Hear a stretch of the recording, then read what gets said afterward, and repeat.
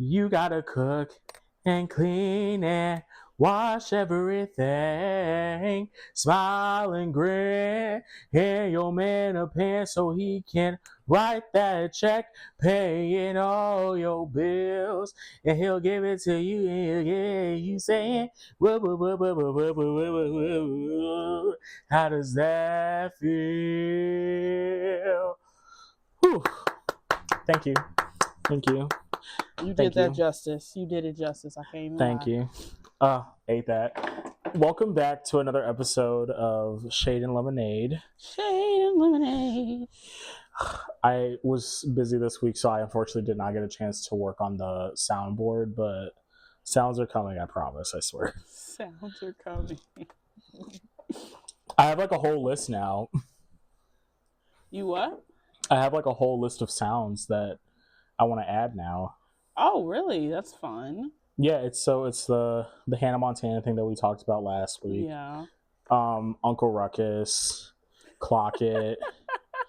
Those are like the only three that I got right now. You say a whole bunch, you only got three. But Okay. Ruckus is insane. Too much. Don't do too much. Uncle Ruckus is insane. Well, my name is Aunt Bam. And this isn't it's not necessarily my name, it's more so the essence I give off. I'm a highbrow up Negro. In order to be highbrow, you have to be Perry. ripped. In order to be highbrow, you have to be rich. No, nigga. Don't try to. You trying to piss me off this early? I'm not gonna let you piss me off this early. Tyler Perry said, if you are criticizing his media, you are a highbrow, uppity Negro who doesn't understand his experience, and that is me because I don't understand the shit that made him write the shit he writes. I need to bring up the list of everything that he has made on TylerPerryStudios.com. TylerPerryStudios.com. I mean, I don't know why that just sent me. Because it's just so stupid. Like, you couldn't think of anything better. Tyler Perry Studios, like, nothing. Like, it couldn't even be TPS. Like, it used to just be TPS. Now it's this fuck ass, modern ass art Tyler Perry Studio girl. I don't want to get into it. Well, how are you doing? What's been going on with you? I'm doing fine. You know, it's just finals week and just grad school, really. Just a bunch of grad school bullshit. Wait. And then there's just like the regular everyday shit, you know. I'm so sorry. I'm on this website right now, and there's a movie called 6888 coming out with guess who?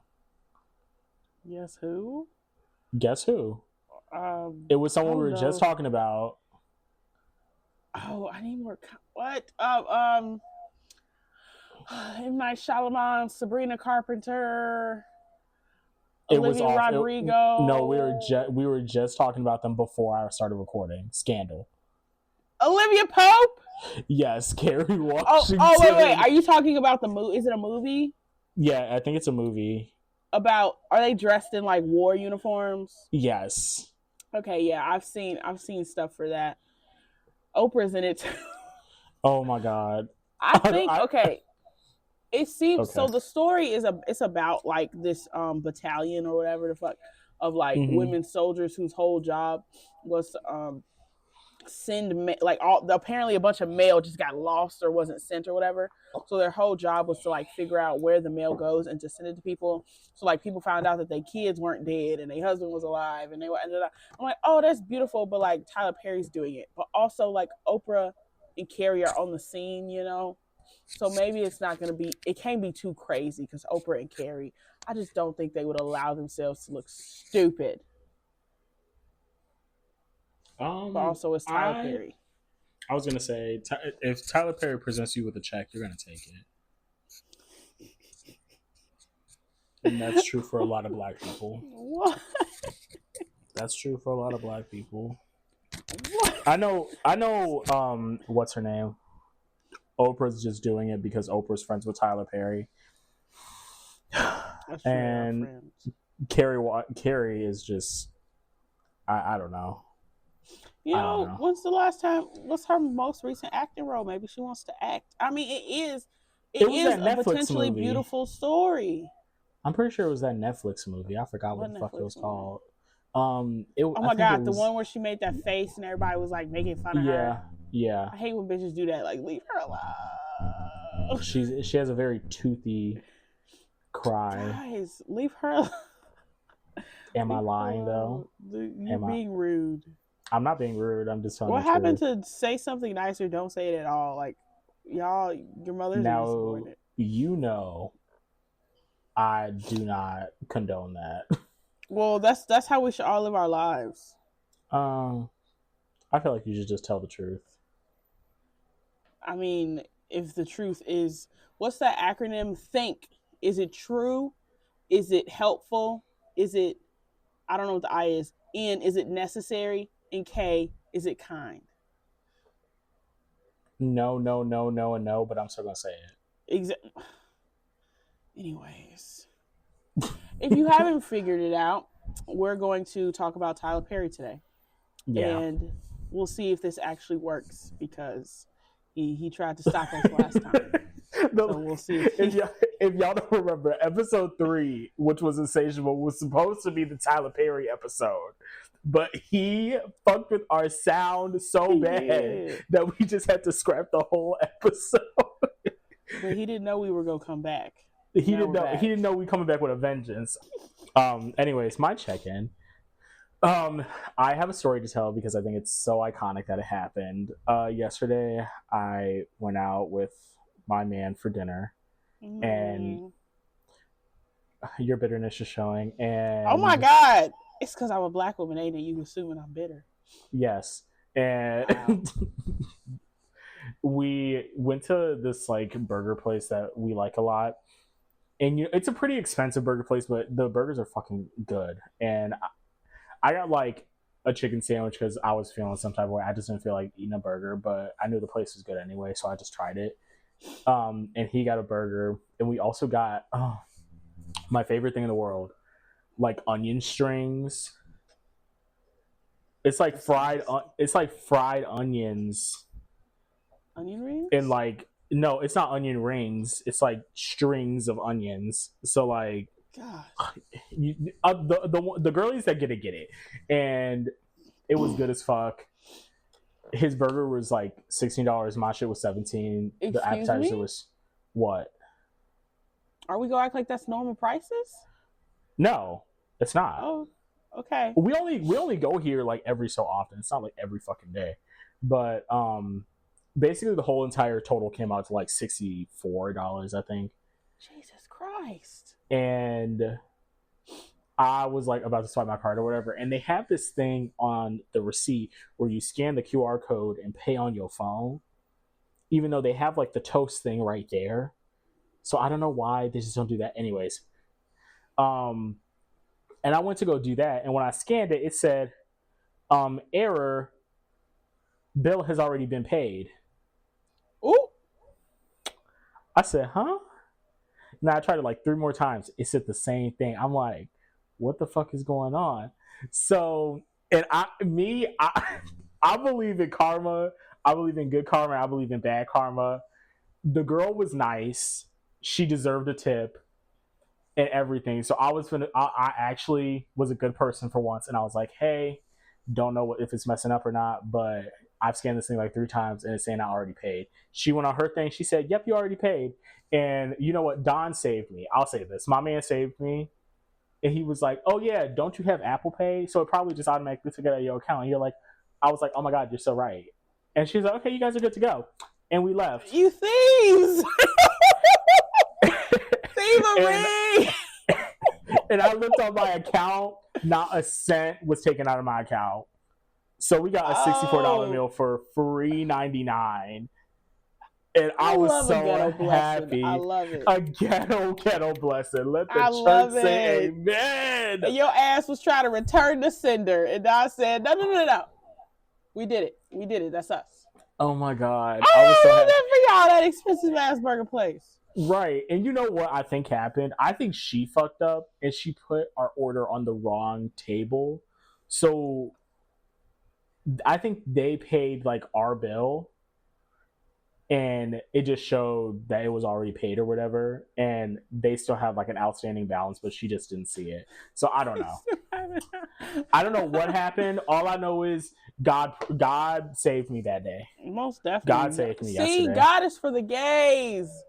God is for the gays. God is for the gays only. Oh my God, put that on a t-shirt. God is for the gays. Is that going to be our first merch? God is for the gays. Oh my God, write it down. Write it down. Like, it actually has to be cute, because you didn't watch the Vampire Diaries, but Nina Dobrev, no, main character of the Vampire Diaries for the first like 5 to 6 seasons, left the show because she wanted bigger opportunities. Those opportunities have yet to be seen. I'm not laughing. I'm not laughing. I'm not. What did you just say? What did you just say? If you don't have nothing nice to say, I'm trying to give you context. I've seen her do like 2 movies since. Mm-hmm. She was in her bag with TVD, and she said goodbye. But now, all these years later, she's trying to sell merch. Shitty ass merch, mind you. That's like, it's so basic, from shit from the show, and I'm just. So RSK looks like funny. That. Because people decide they go sell merch and it'd be ugly as fuck. I'd be like, ugly as hell. What is wrong with y'all? Like, this is why everybody can't be an entrepreneur. Okay, let's get on to our regularly scheduled programming.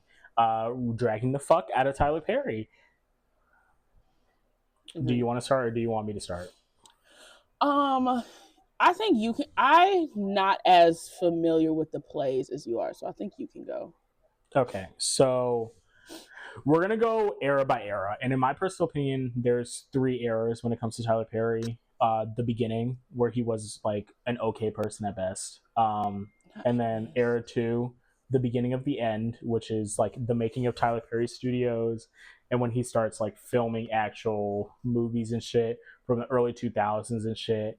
And then era 3, which is my least favorite, modern day minstrelsy, which Tyler Perry just tap dances left and right all across the damn stage. All across the damn stage. So obviously we're going to start with the beginning, the plays, which I think are honestly not that bad. So we have his first ever play was Meet the Browns. That wasn't terrible. It was good. I thought it was pretty good. And I feel like when he was making these, he was just having fun. And he was just what he said that he was doing in that interview where he called us highbrow uppity Negroes. That's what he was doing here. He was depicting his life and other life experiences of actual Black people that especially come from a Christian background, and having fun with it. It was just Sorry, no, go ahead. Oh no, you're good.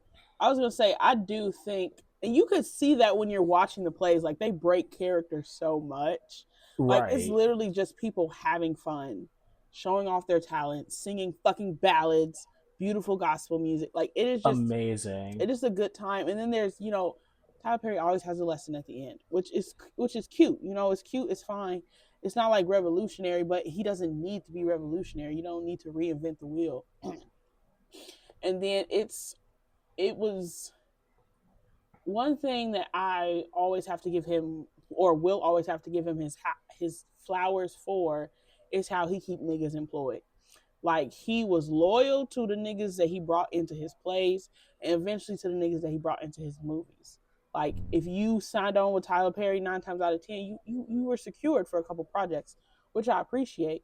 Like, Miss Shonda does that too. And I'd be like, yes, Shonda, reuse them actors. Because, Cora has been employed since the 90s by Tyler Perry. Let me tell you, so she's been on stage. Oh, she's been on TV. She's been on Blockbuster, Billboard, Blockbuster and Billboard top 100s. Like she's getting paid and well. Bam too. Is Tyler Perry House of Pain? Yes. Okay, I thought so. Yeah, so Bam too. He's been keeping Bam employed. All these people are getting paid, and they're getting paid well. And I feel like Tyler Perry at this point was very much for black people, only for black people. There wasn't, and I'll get into this later with like the modern day minstrelsy, but there wasn't as many white people per se in his audience. Like, you know, once or twice somebody's significant other will be white and they'll bring them to the plays because they like the plays, but the significant other doesn't know who the fuck Tyler Perry is. But it wasn't for you. It wasn't meant for you. And he didn't try to like pander for you. He was just making shit that he loved, and everybody black understood where the fuck he was coming from.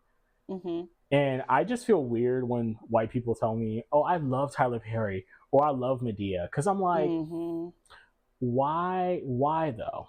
What are your favorite movies?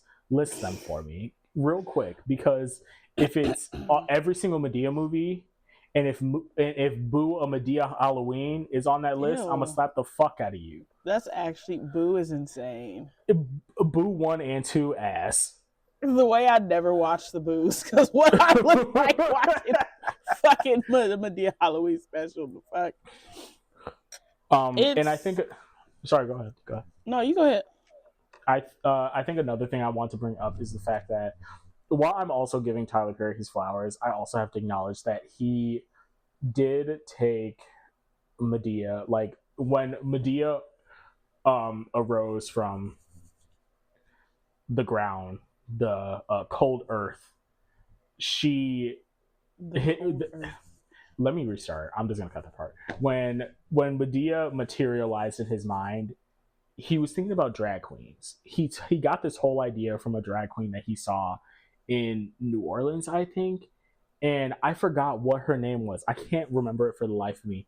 But he got this act exactly from her the first time that he showed it on stage, and from then on, it's been selling.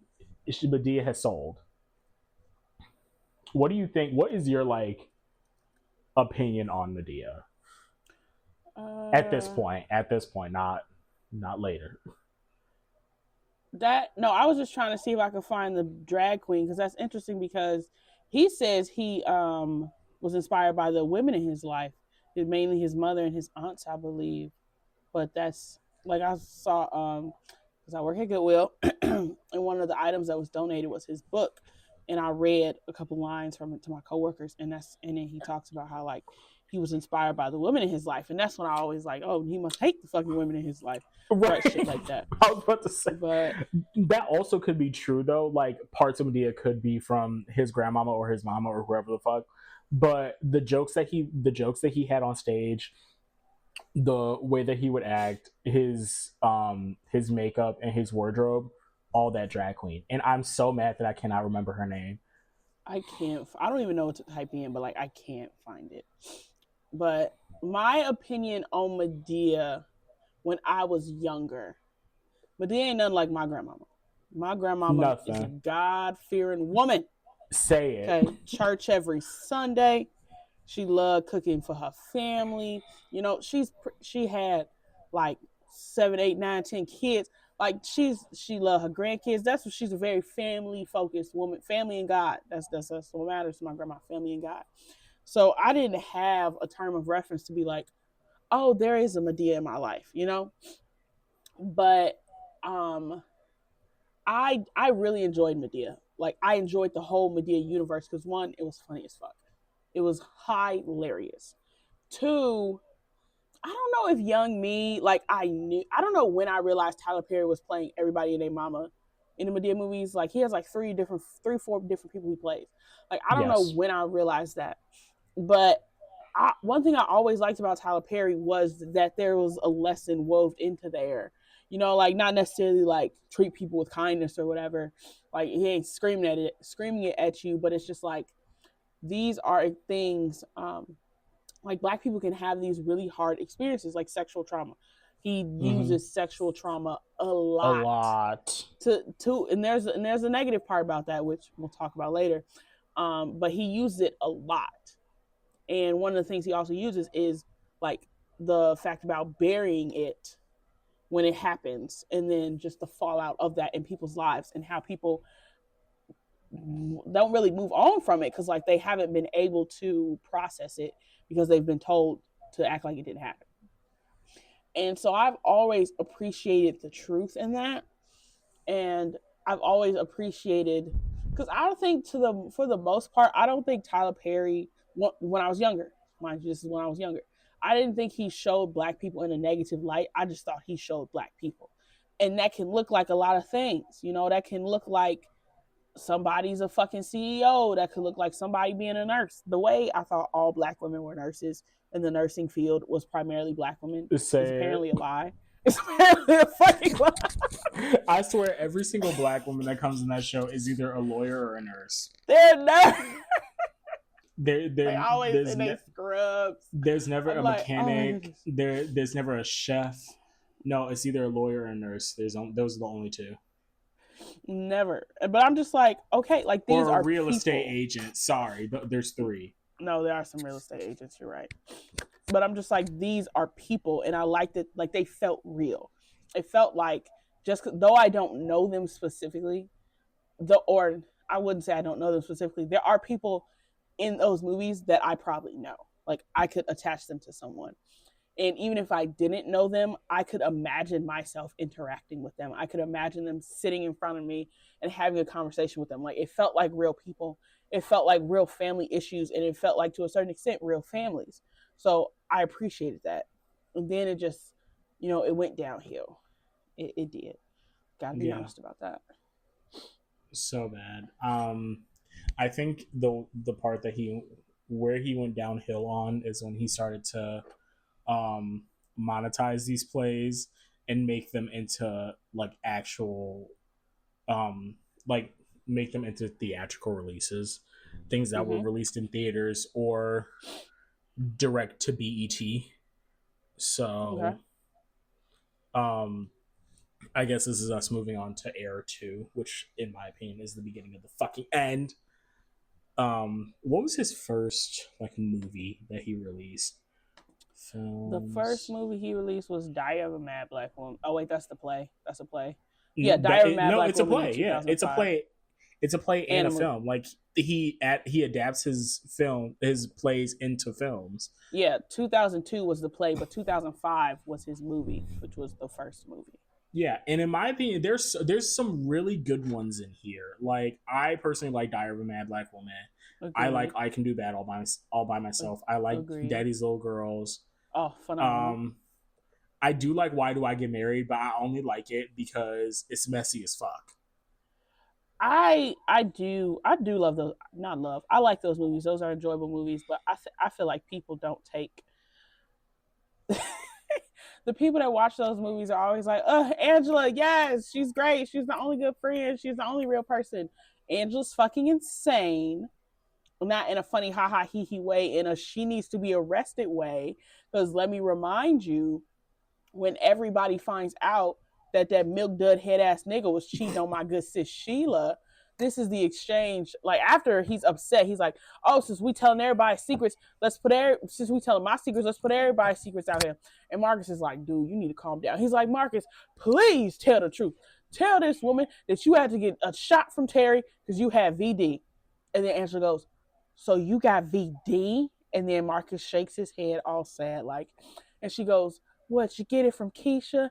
And he shakes his head all sad like, and she's like, "No, you didn't get it from Keisha. You got it from Walter." And he goes, "What? I'm not gay. I don't sleep with no man." She's like, "No, I slept with him. I got my shot already. I was just waiting for you to say something." Boom. I'm like, girl, you spent this whole movie talking about cheating. You cheated on your man and gave him a disease. But you know what the craziest part about that one is she the whole time is like, Marcus definitely cheating on me. He cheating on me. I know for a fact he's still sleeping with his ex or whatever the fuck. And the whole time you cheated on him, girl. Literally, you were unfaithful. And I will say, okay, I also think Tyler Perry was wild as fuck for like his marriage part, because he made it seem like his wife was just this terrible person for not wanting to have another kid. And I'm just like, I don't understand that. Like, why are we? It's okay for women to not have children. Literally, Granted, they made it seem like she put her job above her family sometimes, so things could be said about that. But like also, maybe yes, in her 20s she told you she wanted another kid. She's 40 now. Shut the fuck up. She doesn't want another kid. I'm sorry, but I forgot what your original question was. No, I didn't have a question about this. I was just listing off some ones that I think personally are good. And this is like all early as fuck. I think like, everything before 2012 was good. And when I say 2012, I want 2012 to stop at good deeds, because he also released Medea's Witness Protection Program, hot shit. He released Alex Cross, which after watch, I never watched that movie because you can't ask me to watch Tyler Perry. It's an action movie. You can't ask me to watch Tyler Perry as a main character in an action movie. Are you stupid? But wait, he was the lead in that. Wait, yes, you gotta back up. You gotta pause. You gotta pause. What? Are you looking at? What are you doing? Yes, I'm looking it up. What?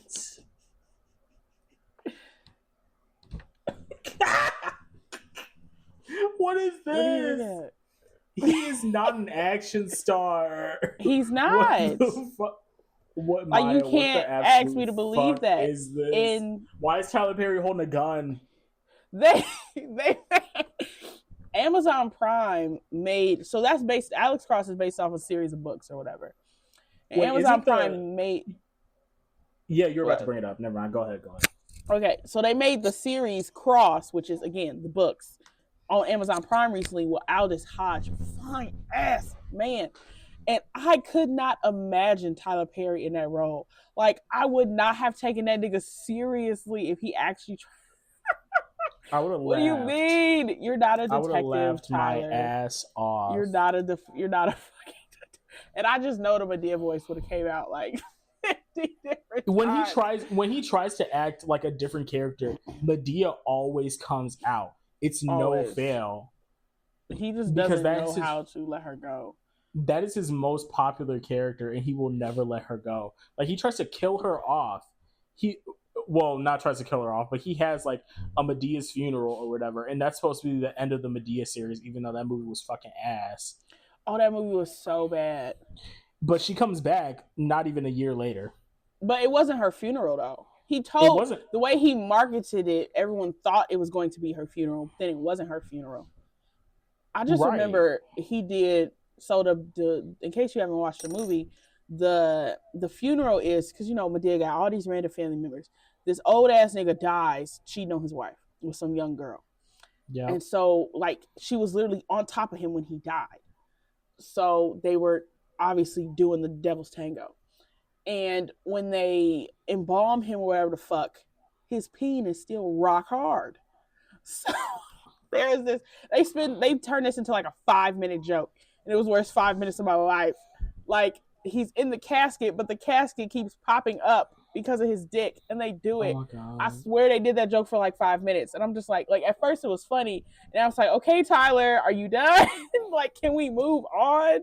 And we forgot to bring up the fact that Tyler is the only person that writes all his scripts and shit. This is true. And I think that worked for a while, but it doesn't work anymore because he's getting more and more ludicrous. Exactly. It works for the plays. It definitely did work for the plays. I think the plays were good. And we already talked about the plays or whatever. But I don't think it works for theatrical releases. It's not going to work for any of his films. I think it does, though. Or at least it used to. Excuse me. It used to work. Like, okay, I'm looking at Tyler Perry movies in order. I'm about to I'm about to list the top tier ones.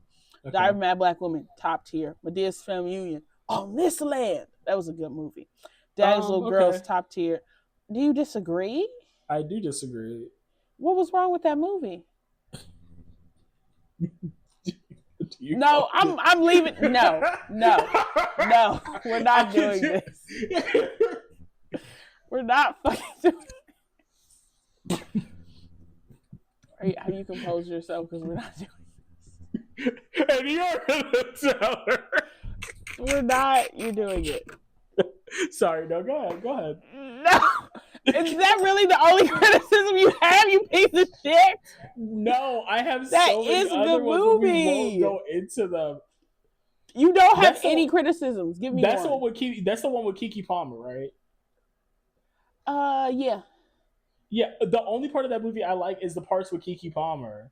What is wrong with the movie? Okay, so the writing, other than the parts with Keke Palmer, is just like lackluster. The mama is just fucking stupid. The sister just hates people to hate. Like, I know something Which dramatic. Sister? The one that got touched. See, you. This is just. I understand why she hates her mama, but I don't understand why she hates her sister. I don't think she hated her sister, for one. Wait, number one, trying to come for Lynn Whitfield is crazy as fuck. And I hope her stans eat your ass up. I hope they eat you up. Because Lynn Whitfield was an evil bitch, and she did it beautifully. She was a beautiful, evil bitch. What? Whatever fan she has left, yeah. People love Lynn Whitfield. People in their late to mid 40s. Jesus Christ! And do you think people in their late to mid 40s are listening to this shit? You might be right. Right. Like, you talk about their stands. Her stands are our parents, our grandparents, our aunties, and they definitely ain't listen to this. Lynn Whitfield is good. I'm not saying she was a bad actress. I'm just saying that the mom's motivations in the movie were just bad. I don't think they were, though, especially since last week we were talking about mothers who choose abusive partners over their children. Like, these people exist. And that just goes back to what I was saying before. Like, Tyler Perry's characters used to feel like real people, because there are women out there that are like, stay with your abusive partner because it's going to benefit me. Tina Turner's mother told her to shut the fuck up and be with Ike because of all the fucking money. That's literally Lynn Whitfield, right? That's literally Lynn Whitfield's character. Okay. Tina Turner in that movie went to her mama, and her mama drove her back to that abusive ass nigga. Okay, this is true. This is very much true. This is why some of your criticisms piss me off. You pull shit out of your ass. I don't pull shit out of my ass. You just pulled that out of your ass. Girl, keep going with your fuck ass list. Anyways, Daddy's Little Girls is my favorite Tyler Perry movie ever made. And you know, every time I hear that song, I was born by the river. I imagine Monty beating that nigga's ass in a little tent, but I know change gonna come. And then Bam come out with her cast iron mouth. She's like, "Hey, you ain't touching him." I loved it. That community came together that night. Yeah. And then that was my first introduction to the McClane sisters. It's so crazy. Sad that the two were never really in anything else. But that is incorrect. What else were they in? Her oldest sister, one was in Empire for a whole season, and two, I didn't watch she was Empire. She was on 911 Lone Star for several seasons, pretty much the whole show. Who the fuck watched 911 Lone Stars? Enough, bitch. Okay, let me Google 911 Lone Star to see how many seasons they got. It got canceled after 3-4 seasons. That is literally a lie. 911 Lone Star is on their 5th season. It got canceled. What the fuck are you talking about? You said it got canceled after 4 seasons. Their final episode date isn't until 2025. But you know what's still going? And you want to know why Lone Star got canceled? Or at least a big part of why it got canceled? They told Miss McClane, bye-bye, and people said, I'm not watching without her. So this is bitches like you. Y'all piss me off. Because you haven't even been checking for the McClane sisters, and you're going to assume that they ain't done shit because you ain't been looking at them. No, she has been on a very popular show for the past 4 or 5 years, and you're over here. She ain't done shit. That's literally incorrect. She has been. The 911 universe is so popular. You named 2 shows, girl. Deshaun, she just because you ain't been clocking her, she was in that hunt. She was in Honey 2, even though Honey 2 is shit. She has some kind of role on Tyler Perry's House of Pain. She's in her sister's new Christmas. She's in China Anne McClain's new Christmas movie. She was in this. China she Anne was McClain? Yeah. China Anne McClain was in House of Pain. Her No, sisters she weren't. was. No, I'm not saying. It's on her Google. It's on her Google. Okay. She was on some episodes at the very least. Okay. She's gonna be in a new Christmas movie with her sister. But her biggest thing is 911. She was introduced on the original 911, I would assume, because it's also on her movies and shows. And then she has been on 911 Lone Star since Jump. So for you to, which is just because your ass don't watch it, it's still a very popular show. I wouldn't say it's popular because it wouldn't have gotten canceled if it wasn't. Oh my God. It got canceled because bitches didn't want to watch it anymore because they said she's leaving. And also people hate Rob Lowe. Is that the man from Parks and Rec? Yeah. Why did they hate him? Apparently he's just horrible to work with. Like he's one of those people that makes everything about him. I could believe that. He looks like that. But yeah, Daddy's Little Girls, the best thing they ever did. Yeah. And then we already talked about Meet the Browns. I really enjoyed Meet the Browns. I actually met the dude who played like the shitty ass dad at one of my track meets. And I was like, oh my God, hi. And Family That Prays. Wait, which shitty ass dad? The Meet the Browns. One? No, Meet the Browns. And Meet the Browns. Sorry, I'm still thinking of House of Pain. It's my fault. Oh, no. Shitty ass dad in House of Pain that's light skinned. I thought the mama was shitty. Well, the mama was shitty, but the dad wasn't no better. Oh, okay. The Family That Prays is a phenomenal film. Phenomenal. I Can Do Bad All By Myself is good. I'll never watch For Colored Girls. You can't pay me to watch that. But it's for colored girls. It's not for this colored girl. You're a colored that and girl. Precious, y'all. Oh, Madea Goes to Jail was really good. For Colored Girls and Precious, y'all could not pay me to watch those films. You haven't watched Precious? I've seen clips. You can't pay me to sit there and watch the whole thing all the way through. You know what I found out recently? By recently, I mean in the past 12 months. Because I found out this year. Precious's mama was sexually abusing her. Yes. I didn't know that. That's in the book. But like, it's in the movie too. I didn't know that. Oh, it's in the movie. I did not see that part. You don't see what happened because it's a line where Monique tells Precious to come finish her off or make her feel good or something like that.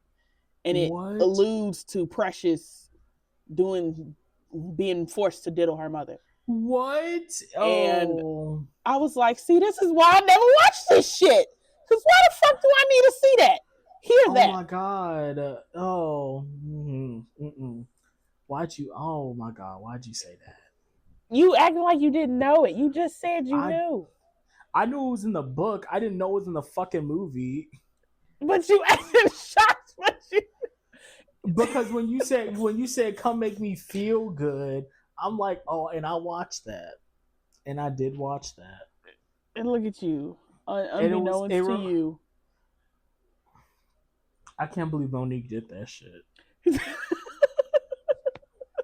No, I personally think that there are just some movies. I haven't seen the movie, so I can't say it shouldn't have been made. I can't say that. Some niggas fucking love Precious, I'm sure, and some niggas love For Colored Girls. But it's not for me. That genre of trauma where nothing good happens, or if something good happens, it's immediately followed by something fucking awful. Like, I'm literally suffering through Arcane. You know how much worse Arcane would be? Granted, I'm only on episode 4. You know how much worse Arcane would be if those niggas was black? I would kill myself. Like, what do you mean you lost your black ass daddy and now you and your black ass sister are separated? You have so much more to get through, and I cannot wait until you finish it. I just don't understand why we love torturing ourselves. I don't get it. I don't understand. I don't get it. I think this era that we're talking about is also the time when Tyler Perry, for whatever fucking reason, started to have like the biggest boner for Black women's trauma. And for whatever reason, I'm going to counter that and say I think that has always been there. Okay, I could also believe that, but I feel like it was more prominent in this era than. No, I would just say it was very prominent in this era because it's very prominent in three. Oh my god. I would say specifically like, and when you say trauma, excuse me, I just want to kind of like specify a little bit more on like sexual trauma in terms of like I was sexually abused as a child and domestic violence. Like he Mm-hmm. just hones in on those shits, like he gives him a hard on. Yeah. And he doesn't, but and it's weird because on one hand he treats them like serious topics, and then on another hand he doesn't treat them like serious topics because let me see which one it was. It was Medea family reunion on this land. They got people in. They're at the family reunion, which that another beautiful scene, just black people together. But Yeah. the so Joe, played by Tyler Perry, is he's an older man. He's like in his fucking 70s, maybe 80s, surrounded by other 70-year-old men, and they have their nieces get them some cokes out of the cooler. It's one of those tall coolers. So they ask her to dig all the way into the bottom of the cooler to get them something to drink.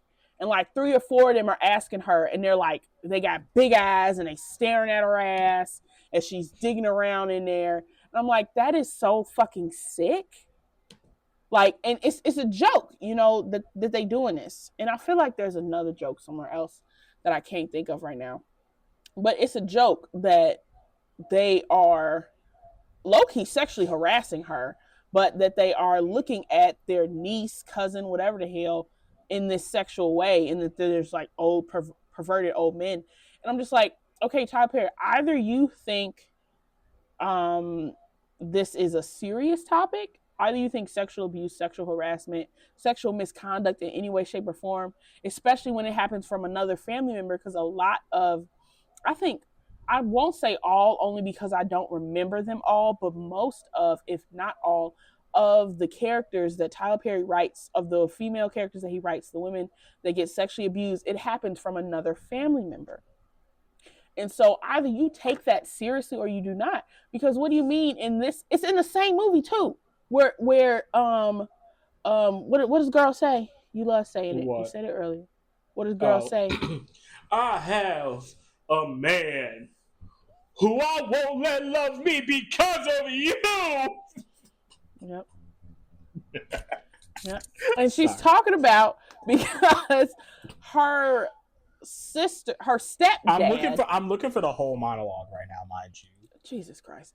Her I stepdad wanna read it. sexually abused her. And that made, and she knows that her mother knew about it and let it happen. And it's like, so in one instance, you say that this is a very serious issue and how this has negatively affected her entire life, because she refuses to let another man in her life because the fact that one of the first men in her life abused her, sexually abused her with her mother's knowledge and consent and fucking approval. But then later in the movie, ha ha ha, perverted old man sex joke, it's his niece. I don't, I'm just, and that is one of my issues with Tyler Perry. I don't think, like, he presents you with these topics, and sometimes he doesn't always do them well. Like, skip forward to, is it Big Happy Family? Where Which? girl, yes, Medea's Big Happy Family, when she was the realtor, Mm-hmm. the sister that got Oh sexually yeah, abused, and she's just mean to everybody. Everybody's yeah. like, "Why are you so mean? You're evil." Da, And da, she da, da, had the da. baby. Yeah. Yes, and turns out Bow Wow thinks he's her little brother. No, you're my It's actually son, the Bow baby. Wow. Yeah. Exactly. And it's just like everybody treated her like she was a menace. Granted, she was an asshole. I'm not gonna lie to you that she was an asshole. But y'all knew that girl was touched when she was younger. Y'all swept that shit under the rug. I don't know if they kept the nigga around and he died or whatever, but they swept that shit under the rug. And then they had her watch that baby grow up. That Mm-hmm. baby was down the hall from her whole life. Or not her whole life, its whole life. Like, and then y'all get mad at her when she's mad at y'all. Like talking about some, oh, mama did this for you, mama did that for you. Mama raised my rapist baby. What the fuck you talking about? And then the way that girl, because her husband, I don't think her husband knew, but the way her sister reveals it to the whole fucking table, she's like, you know why you really mad. It was just so sinister to me. And she is painted, and she's painted as the villain of the movie. And that pisses me off. Like, because at the end of the movie, it all comes out, and she finally like apologizes for being an asshole, and she's like, "I'm sorry, hubby. I'm sorry, mama, but mama's dead because you know Loretta Devine gotta die. Like, I'm sorry this. I'm sorry, Bow Wow. You know all that shit." And it's like, that's not like this. This is why I don't trust him with these topics, because you say who are you writing this for? Because you can't be writing this for the victims, because you don't take the victims seriously. Because look at how you're portraying them. You're portraying them as bitter older women who, like, granted, yes, hurt people, but like you're making it seem like they're the villains, and that's really weird to me, Tyler Perry. I just think that's Tyler Perry, and so in Medea's family reunion specifically, going back to what you were talking about, the actual family reunion where they're having fun or whatever, and black people are just being black or whatever. I actually found the entire monologue. That was it. Cicely Tyson or unfortunately, it was. I forgot about that part where she does the whole monologue and talks shit about the young people, gyrating all. Oh yeah, okay. So this is a little excerpt. This is basically the beginning. Family reunions are about uniting the family, bringing together the young and the old, singing and dancing and thanking God and giving him the glory. Thanking him for getting us over. As we marched up this road this afternoon, what we saw were young men gambling, fighting, and cussing. Women with no clothes on, gyrating all over this land. Do you see this shack? The men and women we were born from gave birth to this generation. They were slaves. They worked this ground, but they bought it from the widow of the slave owner. And that's the kind of blood we have running through our veins. That's the stock we are made of. What happened to us? What happened to us? Who are we? Do you know who you are? What happened to the pride and the dignity and the love and respect that we had for one another? Where did it go? And that's all I'm going to read. That is, and that speech right there has so many issues in it. So many issues. But why did you want to talk about it though? Before I say my piece, say yours. Well, because why are we bringing you're walking through this whole entire like family reunion, and the only thing you see wrong with the family reunion are the young people. What about the generation? What about your generation looking at the younger generation that are their family, that are their kin? Why don't we talk about that shit? No, but we're going to talk about the fact that the younger generation is gambling and shucking and jiving all over the fucking place. Bitch, they're having fucking fun. Like, are you crazy? Were they even gambling though? Or were they playing like fucking dominoes or some shit? I think they were gambling. I think they were throwing dice in the corner. Like there was a specific group throwing dice in the corner. And what are the older folks doing? Over there drinking, asking Shirley to get deep into that barrel just so they can look up her coochie. Tyler Perry, go sit down somewhere. The problem isn't the younger generation. The problem is you. That's all I gotta say. And I 100% agree with everything you said. And it's the thing about it is when you don't show, because those women were not naked. Those young girls were not naked. But at the most, hot. They were probably in some shorts. It was hot in the South. It was hot in the South. Look, Cicely, just because you want to wear jeans, skirts, and a long sleeve shirt in 102-degree weather doesn't mean the girlies want to. We don't want heat stroke. We gonna wear some shorts. I don't give a fuck if it's some coochie cutters. I'm not expecting my family to look at me crazy. I'm not expecting my family to look up my booty hole. I know I look good. Oh my God. The fuck? If you mad about it, go sit inside because I want to have fun. Maya Angelou just sat there quiet like she ain't have shit. Rocking in that damn chair on that fucking slave shack. Oh, don't say that. It was a slave shack. They literally said it was a slave shack. Previously, you said it in such a derogatory way. It was a slave shack. I don't know what to tell you. Jesus Christ, you sound like the niggas saying rap is slave music. Rap is slave music. No, I'm just kidding. No, I'm just kidding. I'm just kidding. Oh my God. In summary, Tyler Perry is just, I think he represents, I feel like when you create a movie and someone sits there and they watch it, you tell them what is right and what is wrong. And like whether they take that into their lives or not, obviously is completely up to them. But I feel like he did not do a good job of like, this is what, like, I'm presenting you with these conditions and this is what's right and this is what's wrong. Granted, not every movie answers those questions. They'll present you with the condition, then they'll want you to make up your own mind, but that's not the kind of movies Tyler Perry makes. So it's like, for you to do that and to just push negative stereotypes, or maybe stereotypes isn't the right word, like negative ideas and rhetoric about, oh, young people, the whole problem is on the young people. The problem with the black community, the problem with the black family, is young niggas. And it's like, is the problem young niggas, or is it the weird old niggas that taught the young niggas to be who they are? Because who taught them niggas dice? Fucking say it. Like, why? And what's wrong with that? Like, it's really weird to me. I hate people that you raise a child and then you mad at that child for being who you raised them to be. Like, that shit is weird to me. That shit pisses me off. Like, I'm surprised that I came out the way I was, the way that I am now, because, you know, obviously my dad raised me or whatever. I think most of it was because of my mama, not even gonna lie. But my dad raised me to be a certain way. Obviously, he wanted me to be straight, flop. He wanted me to play sports. He wanted me to be like, basically a quote unquote real nigga like him. Mm-hmm. And I was never like that. Like, he was buying me Rockefeller this, Jordan's that, whatever the fuck. And I'm like, hey, that's just not me, girl. Mm-hmm. I'm so sorry. I wish you would have said that. That's not me, girl. that's just not me. The way that he wanted me to be is the way, and I'm not saying it's a bad thing or anything, but it's the way that most of the people in Medea's family reunion were depicted. Mm-hmm.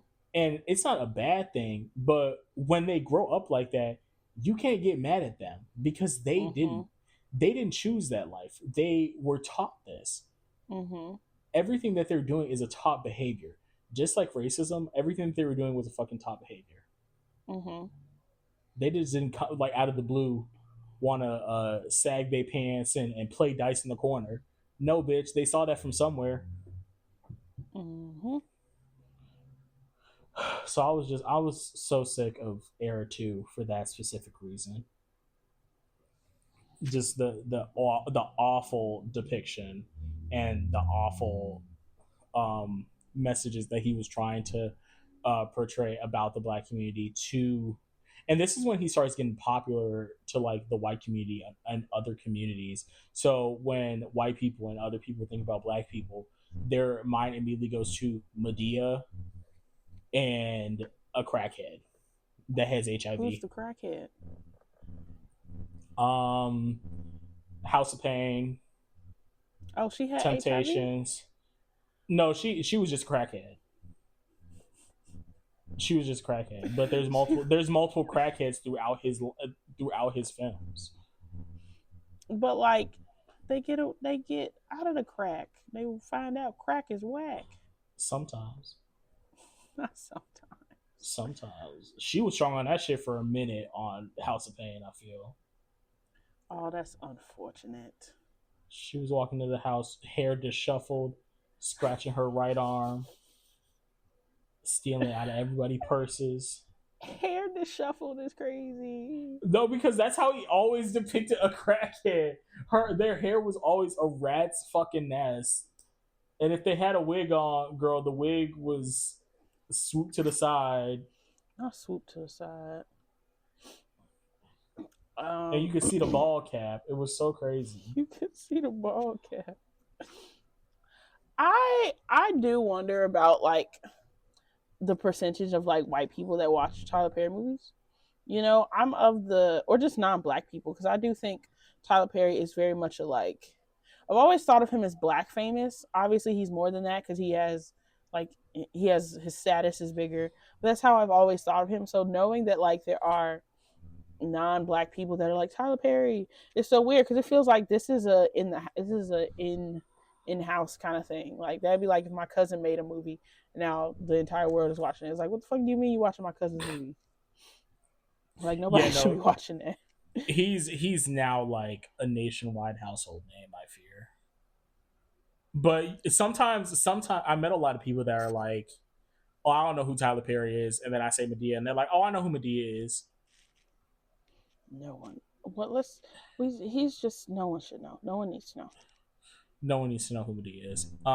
So now that we're done, we'll talk about Era 2. We're gonna move on to Era 3, which is my least favorite era, but also my favorite era because some of the worst fucking shit has come out of this era. But my god, do I love to watch awful movies and just laugh at them. There have been so many terrible movies and shows to come out of Era 3, and they're so funny to fucking watch. But it's funny because I'm laughing at you, Tyler, because they're bad. They are awful. They're terrible, and you want us to take them seriously, and that will never happen. And I feel like your biggest downfall with these is that you're not letting people into the writing room. You're getting out of your comfort zone, and you're writing about these things that you have no clue about, and you're also putting in your like basic tropes that don't work anymore. You don't have I would say. Sorry, go ahead. I was gonna say you're not listening to anyone else, and your shit just falls fucking flat, and it doesn't make fucking sense. I would say that, granted, yes, I 100% agree. He does need to let other niggas into the writing room. I personally think he shouldn't write anymore. He should just give niggas money for projects. Fair. But I think he could still be okay. But I think the biggest problem is not letting other niggas into the room. It's him trying to do the same thing over and not letting other niggas into the room. It's like he could, like if Tyler Perry had marketed Divorce in the Black as a comedy, if that was a comedic film, I would have been like, okay, Tyler, okay. Oh my god! But it's the fact that you want me to take you seriously. That is the problem. I can't. I don't know if y'all have seen Divorce in the Black with my good sis Megan Good, because she's back to acting, and we love that for her. I mean, it ain't shit, but anyways, it starts with her husband, one of the Maury sisters' ex-husband, which it's Tia. Because I always try to remember like who's Tia and who's Tamara. But I remember somebody calling Tamara Tamaga once. So I'm like, oh, Tamara's married to the white guy, and I remember who's married to the white guy. So it's like Tamaga. Tia. So it's the one that was, they divorced now, I think, but that was married to Tia. His brother dies, so it opens with them at his brother's funeral.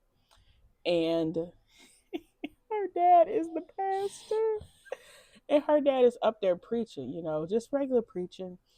And something about his sermon, I'm like, wait, what is he talking about? What I think he's talking about? Right. It sounds like he's saying the nigga in the casket is in hell, but I'm like, there's no way he's saying this man is in hell. But as he goes on, it's so obvious that he's saying that nigga went to hell.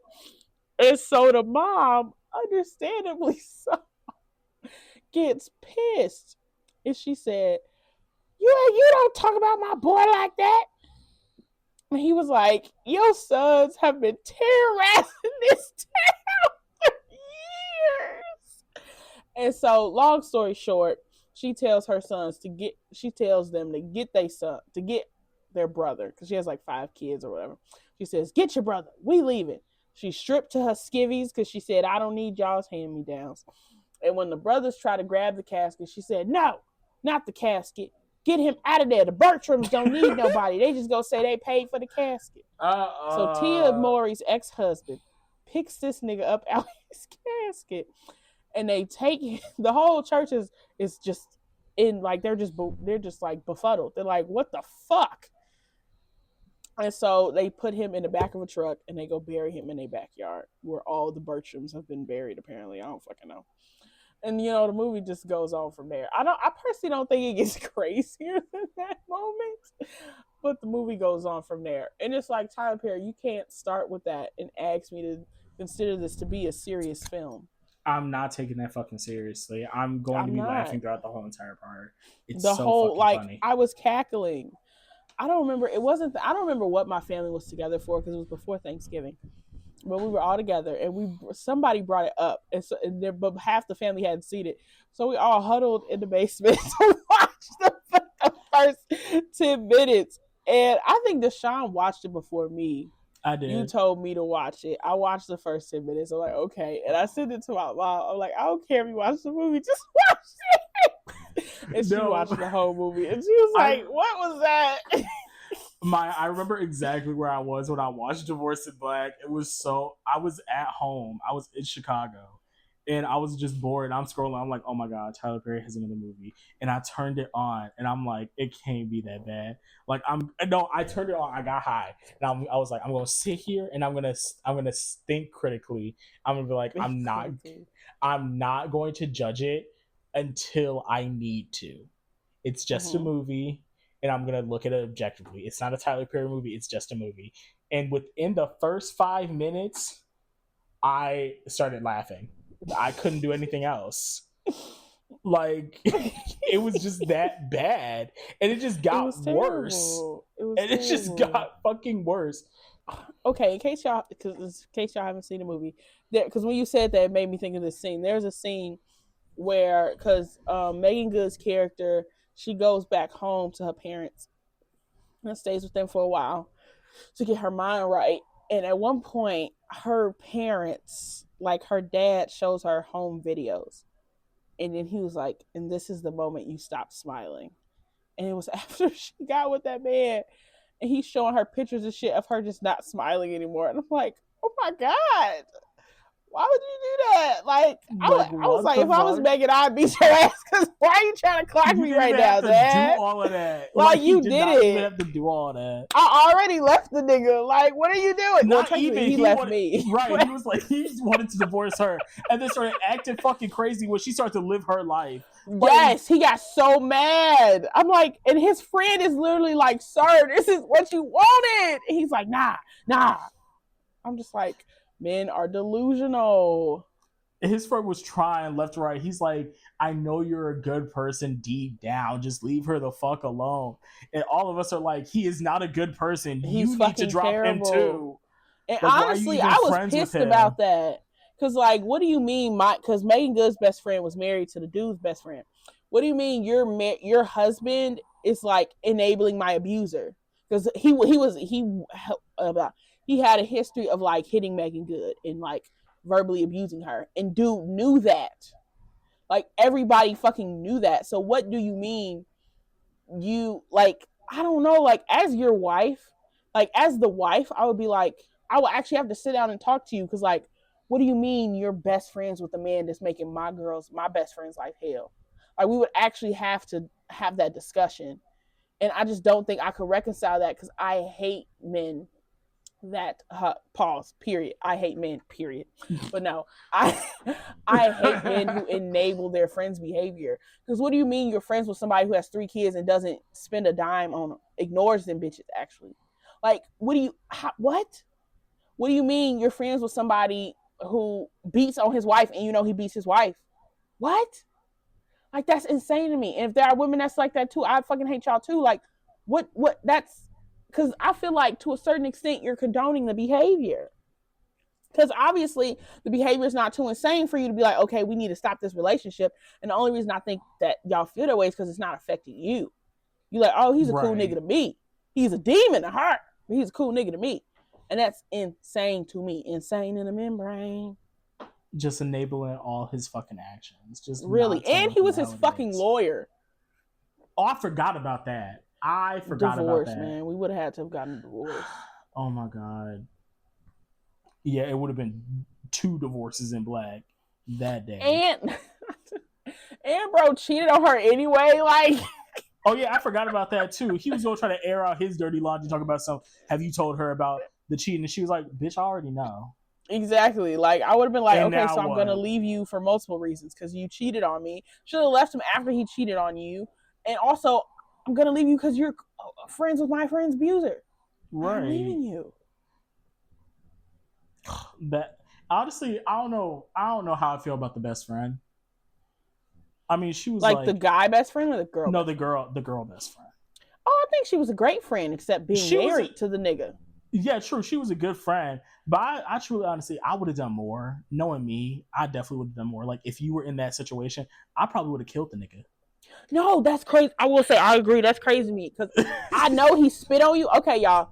We're both right Megan Good. We're both right or die. Like, for real, Megan Good wrote a list of all the shitty things that man did to her. And her mama read it, and her mama was sick to her stomach. Her mama was crying when she read that. Yeah. That nigga spit on her. If Deshaun tells me that, oh, babes, Don spit on me last night in a non-sexual way, what? Even if it was sexual, I'd side-eye the fuck out of you because that is so disgusting. I remember in high school, I found out one of my friends, he wanted a nigga to spit in his mouth. And I said, what are you talking about? I was so scared. I'm like, why would you? And he imitated. He was like, I just wanted to. And I'm like, what? Why do you want that? I truly, honestly think it's just a gay thing. I don't know. It might be. He was gay as hell. Maybe. If you hear this, I ain't gonna say his name. I still love you, but no. I don't. Think I was disgusted. I was disgusted, and I still think about that moment to this day. As you can see, like I can vividly see it playing out in my head. He reenacted it like so like he was method acting. I'm like, that's disgusting. Yeah. But no, if you ever called me and was like crying and be like, this motherfucker hit me, and you'd be like, no, I don't want to do anything. I want like it was just an accident. It was just accident, bitch. I would be on the first plane over. Exactly. All of my weaponry. And I'm fucking the nigga up. I don't care how big and bad he is. I don't care if you can whip my ass. Bitch, I'm taking you down with me. No, best believe. I hope. Okay. Obviously, I don't hope this happens to you. But if this were to happen to you, I hope I'd have like the biggest nigga in the world like attached at my hip so I could just bring him and be like, I need you. So we're going to get Deshaun. I'm going to get Deshaun and his shit. And you're going to beat that nigga's ass. Period. I'm glad we both have a plan. Something has to be done because definitely that nigga's obviously getting his comeuppance. It's about when he's getting his comeuppance because this is the thing. The first thing we're gonna do is get you in your shit. Like there's nothing he can do to stop me from getting you in your shit. I don't even fuck with the police, but I may even bring them bitches with me. Like you are moving out today. Hell, do we have to go to another state? The fuck, like we're not playing. I don't play with that. I don't play with it. So in that sense, I agree. She could have done more. Another movie I want to talk about, which is one of my. I think it's the best. It's the best example of Tyler Perry's writing ability, which is he's shit at it. Yeah, is Acrimony. Because Acrimony in my opinion, is worse than Divorce in Black. Yeah. Taraji tried to save that movie. I truly believe she did. I don't know why she allowed herself to be casted in that hot garbage. Taraji is a good actress. She is so good. Oh, she's phenomenal. She's amazing. But when you're given a shit script, you can't save it at that point. If I read this script, I would like give it to somebody else. You know what? I wonder if she read it and she was like, this is gonna do shit. Give it to Stacey Dash. Like she needs help. She ain't been working in a minute. Give it to Stacey Dash. Exactly. Like give it to her. She needs help, but I don't fucking want it. Acrimony is one of the worst fucking movies I've ever seen in my whole entire life, and sometimes I just go back to watch it because it is so fucking funny. So I want to take y'all on a journey, but I want it to be a short journey. I don't want it to take another fucking hour. So Acrimony starts off with a girl that's in college. She meets a boy who is also in college. He's gonna be like a mechanical engineer or something, right? And they fall in love or whatever. And while they're in college, Taraji's mama dies. I'm just gonna say Taraji because I don't remember the actual girl's name, but it ends up being Taraji.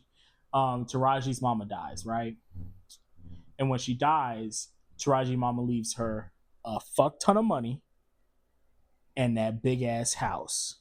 And Taraji isn't even the oldest sister, so I don't know how the fuck she got all this, but she got a fuck ton of money and the house. The minute she gets that money, the nigga pops up and is like, "Oh, woe is me. I can't pay for my tuition. What yada yada yada wooty wooty woo." And Taraji's like, "I guess I can write a check real quick." And he's like, "Oh my god, thank you." First mistake. "Oh my god, thank you so much. Thank you so much." The minute she writes that check and cashes it, he's MIA. He's nowhere to be found. He blocked her. No text messages, no phone calls, no fucking nothing. And you know what he's doing? I'm thinking that like he's just busy with school. You know what he's doing? He's fucking somebody else. He cheated after that? Yes, he did. You not? I do not remember this. I don't remember the timeline of things. He cheats after she gives him the money, and when she catches them, she, instead of knocking on the door and beating both of their asses, she rams her car into his trailer. Her truck.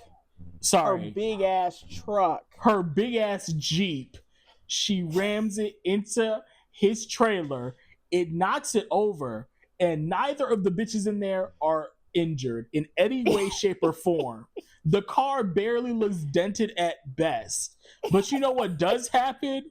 Taraji loses her ability to have children because she has to get a full hysterectomy because the cereal got like lodged into her hysterectomy. Oh, okay, keep going. Because the cereal gets lodged into her abdomen or something. Like, it just rams into her abdomen a little bit, and she's like, oh no. And they're like, we had to give her a hysterectomy. She can't have children anymore. And I'm like, that doesn't even make fucking sense. But because whatever. Tyler hates women. Because Tyler hates women. I'm like, whatever. So after she gets out of the hospital, they end up getting back together. The like engineer dude and Taraji, they end up getting together, and they end up getting married and living in the mama's house for, what was it, 10 years? Was it 10 or was it was like 20? Something around that. Like 20 years, I think. Probably not. Here, let me look it up. Keep going on. Okay, so they end up getting together, and his whole like big idea is to make this, and it pisses me off. This battery pisses me off to no end. His whole idea is to make a everlasting battery that charges itself. How it charges itself, I have no clue. Nobody knows because Tyler doesn't explain it at all. He just wants us to believe that a battery can charge itself. Bitch, that doesn't make any fucking sense. But he's spending all of his time doing this, does not have a job, has a mechanical engineering degree, and is saying left and right that he can't get a job. One, because he has a record. What he has a record from, we don't know. And two, because he needs to focus on this battery shit that has been flopping for the last 10 to 20 fucking years. Pause. Almost 2 decades they were married. Okay, so 20 fucking years. So and I just for the life of me did not understand why the fuck he couldn't just get a job and also work on the goddamn battery on the fucking side. That shit did not make any sense to me. Because the crazy part is he ends up getting a job anyway, and he Sorry, I'm moving too fast.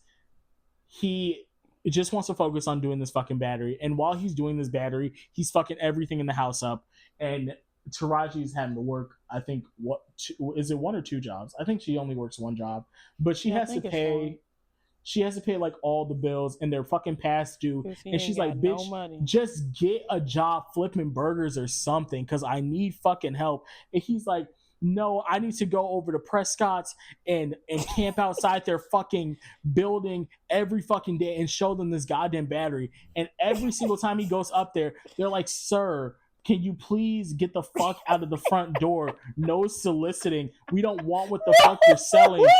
Get the fuck out. And one day while he's there, he meets the girl that he was cheating on Taraji with because she works there.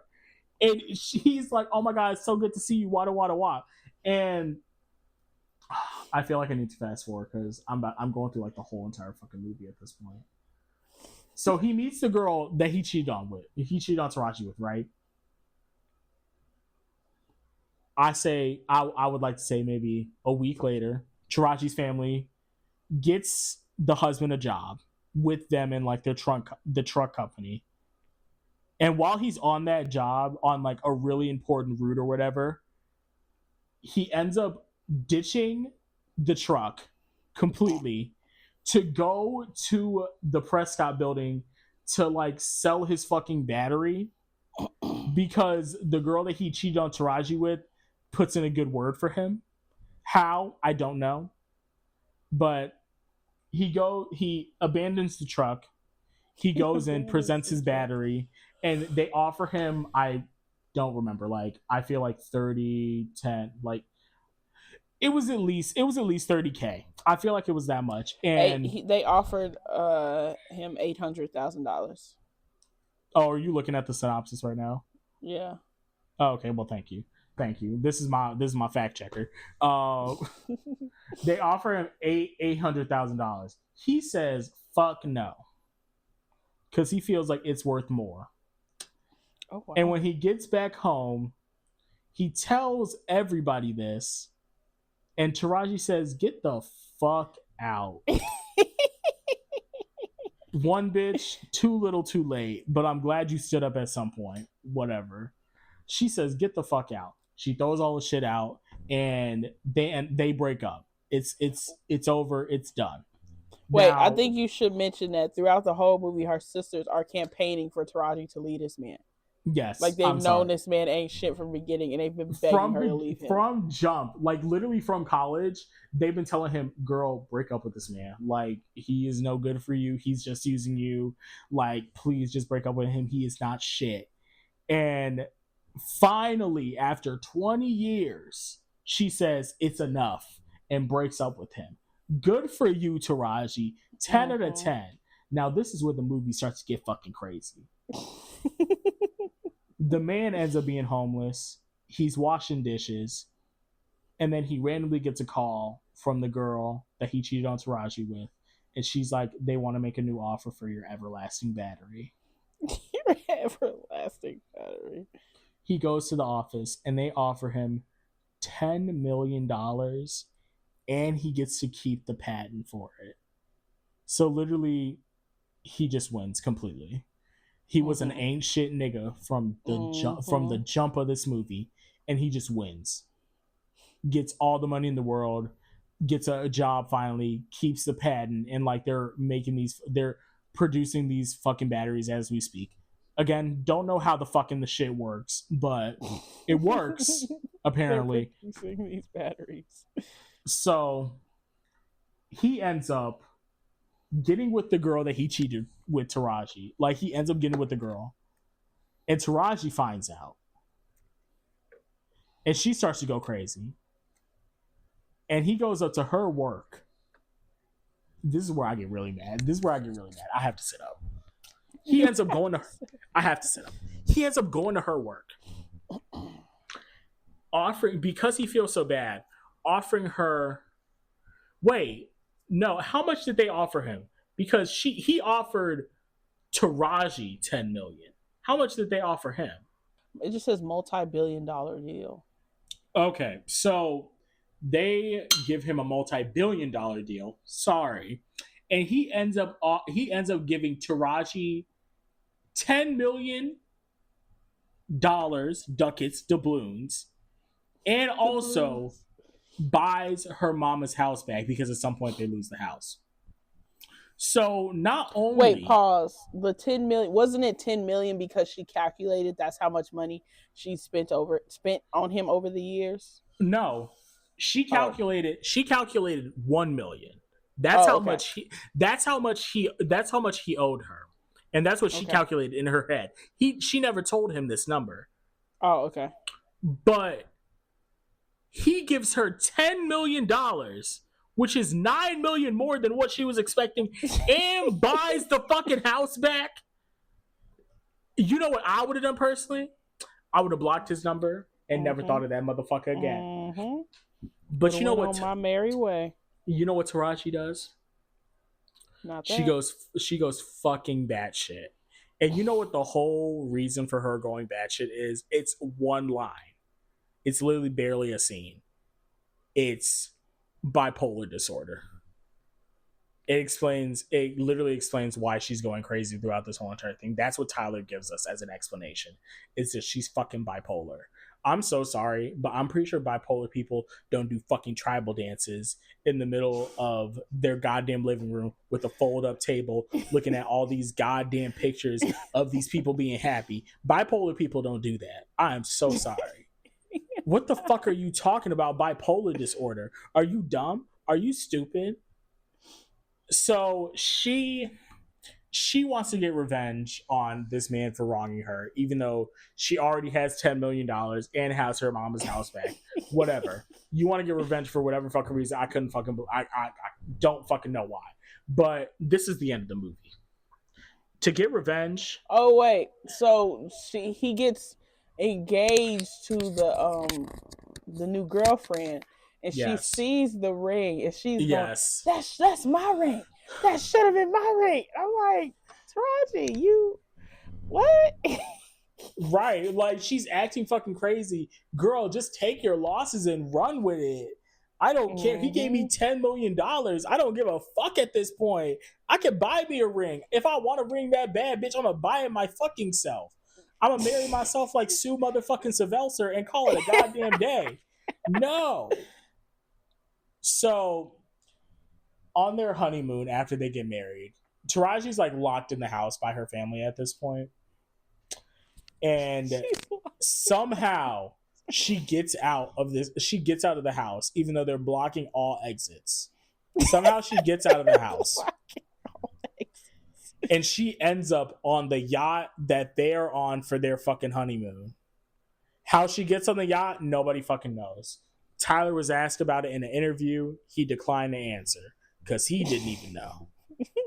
She gets on the yacht and she starts shooting. She tells everybody to jump off the fucking boat. And she points the gun at her ex-husband and the side chick, who is now the maid, tells her to jump off the fucking boat. And she shoots him, right? She shoots him. Somehow, after she shoots him, he ends up pushing her off the damn boat. Oh, damn. Yeah, she ends up pushing her off the damn boat.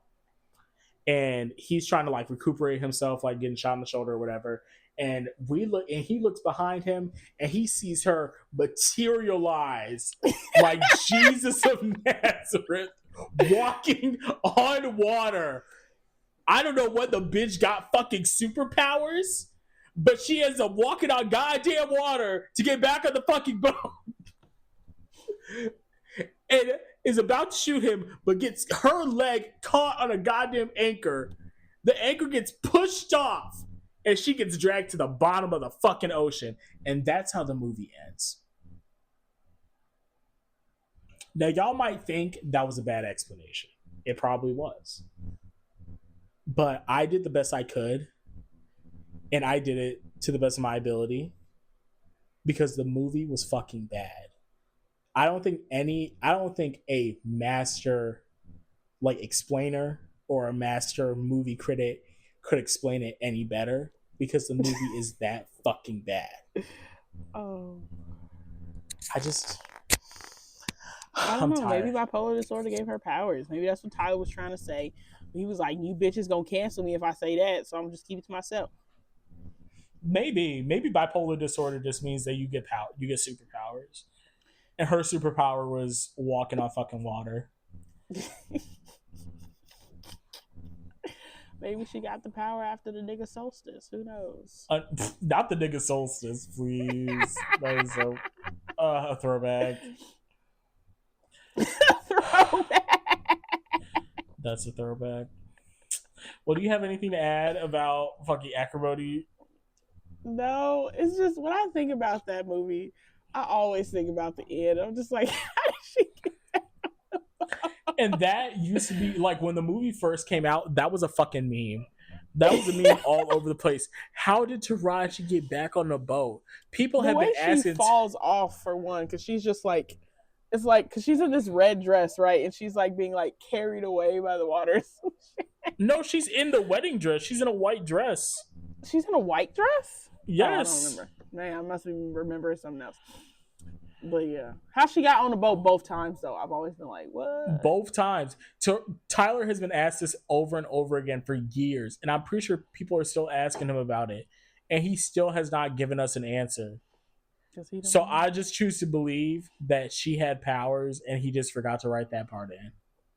This is my thing though, because if that was me, I get her being pissed, because it feels like right after she has believed in this man to a certain extent for years, decades.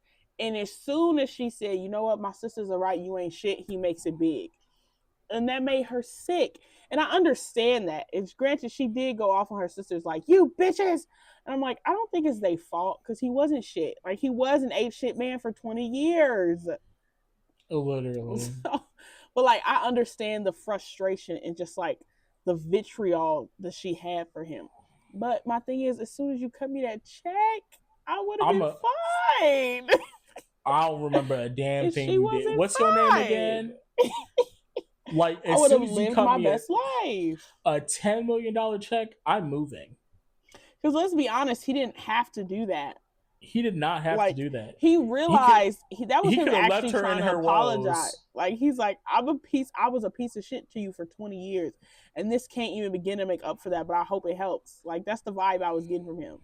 Yes. She said, you know what? You need to fucking die. She said, no, it actually doesn't help. Wife. I'm like, no, but girl, it's $10 million. What's even worse about it is that he gets together with the girl that he cheated on her with. Mm-hmm.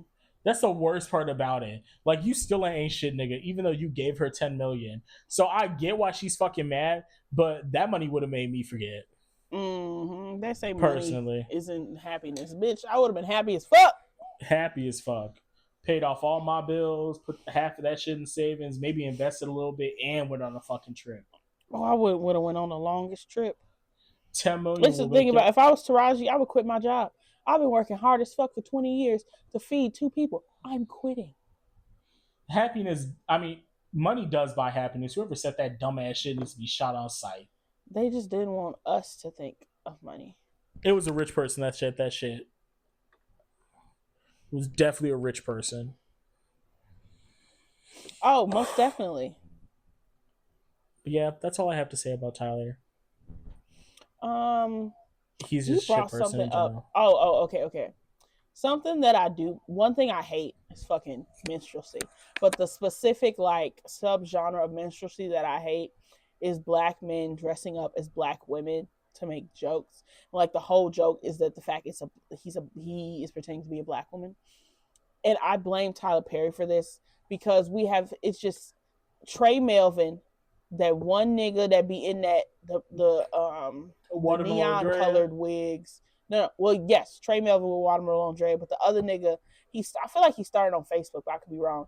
He be in those neon colored wigs, and even when he like goes out, what's his name? K. It starts with a K. I'm trying. Hold up. Let me look him up. And it's not even like drag or like this is me. It's very much I'm playing a character that's a ghetto black woman. That's always the character, a ghetto black woman. That's very much what Medea was, a ghetto. And I don't say ghetto derogatory. Like I'm just saying it as adjective. And there was somebody else who did it more recently, and everyone's like, you're sending us back to the Stone Ages. Did King Bach do minstrelsy? I don't know. He weird as fuck though. Oh yeah, definitely. Oh, And it's definitely. just, and there are other niggas that do it, and like it's Shanae. interesting. Shanae, yes, I hate that bitch. I hate him. I hate him for that. And it's Sorry. like, y'all, I don't believe that any one black person can set us back, but at the same time, like this is like moments like this, it just feels like this is why the fucking gender divide is in the black exists in the black community, because too many black men see black women as a joke, a fucking punchline. And it's just like, granted, obviously there are a lot of stuff that goes into the gender war in the black community. A lot of it is influenced by white supremacy. Like there's a lot of shit, and every other community has gender wars too. Like it's not just us, we ain't special. But it just really pisses me off that black characteristics associated with black women, like the long nails and the bright hair, even though everybody fucking does it, and like makeup, like certain types of makeup. It's just like, y'all take those characteristics and you use them as a joke, and that's all that the joke is. The joke is black women, specifically ghetto black women. And it reminds me of those tweets when people be like, niggas are not funny. And I agree, men are not funny. Like y'all just, not y'all specific, not y'all including you. Excuse me. But like you're not funny. Because what do you mean the joke is black women? That's the whole joke. That's not fucking funny. It's been beat to death, actually. You're beating a dead horse right now. And I heavily blame Ty Perry. Oh, Mama's Respucia. Respucia, yeah. Mama's house, Mama's what was it? Big Mama's house. Yeah. Big Mama. And then like all of that shit, like all of it makes me fucking sick. And y'all just, there was another one too. There's like there are so many more, but it's just like, oh, Martin, which Shanae. Yeah. Yeah, Martin. Shanae. Like, you remember that? I never watched Martin. Oh, well, I watched Martin. Ooh, I'm probably sorry, but it's like, y'all, it's just, it makes me so mad because that is literally the whole joke, and it's just, it's very harmful, and it pisses me off, and it makes other niggas who aren't niggas think, oh, we can make the joke too, and then it just leads to me seeing everybody and their mama on the internet making fun of black women and how black women talk and how black women look, and it's just like, are you not tired? Because I'm fucking tired. I'm really fucking tired. And obviously this was a thing. Like Tyler Perry is not the only nigga that peddles in minstrelsy. He wasn't the first. But I blame his bitch ass for everything. I blame him for all of this. Because that man built an empire off of Madea. Like without Madea, there wouldn't be TP Studios. Somebody said, oh fuck. I forgot what she said. I loved it. She said, Tyler Perry said something and he was getting backlash for it. And then this woman named Jasmine on TikTok, I love her. She said something about how he used Madea to sustain Tyler. And I remember being like, damn. Well. Because that's exactly what he did. That's exactly what happened. This is like this. There was no lie in that statement. He just don't like black women. He don't respect black women. I hate it. Let me see if I can look it up. Madea to sustain Tyler. Nah, it's not on there. No. Well. But yeah, I just, in summary, last part, I just think Tyler Perry could have been, and he did mean something. He did, but now that I'm older and I look back, the problems have always been there. Him inappropriately dealing with these themes, especially of sexual assault and domestic violence, have always been there. He likes to punish black women because there's no reason that in Acrimony, that nigga who was he was dog shit for 20 years, got all the money in the world, got this beautiful dream woman or whatever the fuck, a possible beautiful marriage, and Taraji P. Henson, who was really the motherfucker working the whole movie, got paid dust and debris. Like, she suffered at the whole movie. She was suffering, but at the end of that movie, she just lost everything. And that's just not the first. That's not the first example of Tyler Perry choosing to punish women. and either not punish men or reward men for absolutely nothing else than you're a woman, so you're being punished, and you're a man, so you're not being punished. And it's weird. I don't like Weird it. as fuck. And Weird it's as like, hell. it is. And it's like, you really could have been better. You could have meant something, but now you don't. It's like you don't want to be. Right. I just looked at what you got written down for your shade section. Okay. That's it. That's all I got. Fuck you, Tyler. That's all you got. Fuck you. Fuck you, Tyler. And guess what? We don't have any sound problems, so bitch, try us. And the Boondocks was right. The Boondocks were fucking right. Okay, now it's time for hold up. Ooh, oh, yeah. It's time for the shade session, everyone. Do you want to go first? Do you want me to go first? I can go. Okay, go ahead. Are you good, girl? Okay, so I have a couple different things. 3 short topics. The TikTok ban is scheduled for January 19th of right now. Granted, TikTok appealed the Supreme Court decision. So that might complicate it a little bit, make the case a little longer. But as of right now, the ban is scheduled for to go into effect January 19th. Okay. And that just makes me so sad. It makes me sad, and I'm fucking pissed. I'm like pissed about it because obviously TikTok is for entertainment. Obviously people get their entertainment from there. But niggas also, like, I have learned so much on TikTok, both academically, both about life, about crochet. Like, I post a bunch of crochet content on TikTok. And granted, I'm not like Miss 10 million followers or nothing, but I got me some followers, and I enjoy that. Like, I enjoy setting my phone up and being like, okay, guys, this is my new project. And people being like, oh my God, girl, love it. I'm like, oh my God, thank you. Like, I really enjoy that. It's gotten me a lot more comfortable with social media. Like, I feel like TikTok was the first social media site that older me, because young me was on Facebook being stupid, that older me actually like connected with and used. And like it pisses me off. And like, shit, learning aside, do you know how many edits I have saved on TikTok? I'm about to tell you how many edits I have saved. How many do you have? So I have I'm gonna guess. Okay. Edits, you have 234. I have 484 overall. Wait, overall videos saved. Most of them are crochet videos. Okay. In my Zutara collection, there are 5 videos. That's because I'm slowly building that. In my Outer Banks section, there are 26 videos. And then I just have a section that's just like edits as a whole from just like a bunch of different stuff. I have 36 videos. Okay, not as much as I thought. And then in my comfort video section, comfort edits, I have 18 videos. There's this Soldier Poet King Atla edit. Oh, I fucking love it. And then in my Young Royal section, I have 7 videos. I think that's all my edits. Oh, in my Heartstopper section, I have 6 videos. Okay. I think that's all. And then like my other stuff are like tattoos, hair, workouts, crafts I want to try. Did I say food, desserts, crochet tips, like a total of 484 videos. What the fuck am I supposed to do? Like, you're taking that away from me. Why are you taking that away from me? I don't know how many videos I've posted on TikTok. I don't know if it tells you that. But I posted a bunch. It should. How do I see that? I don't know, but it should. But, well, I posted a bunch. And it's like, why are you trying to take this from me?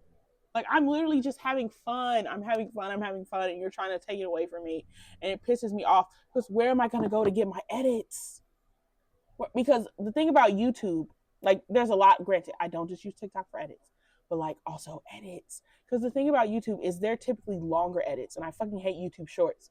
So where am I going to get my like 30-second to a minute to 2-minute edits from?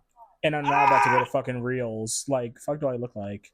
Instagram Reels, I'd rather stab myself. Them bitches trying to keep trying to get me on Threads. And I'm like, please go away. Please go away.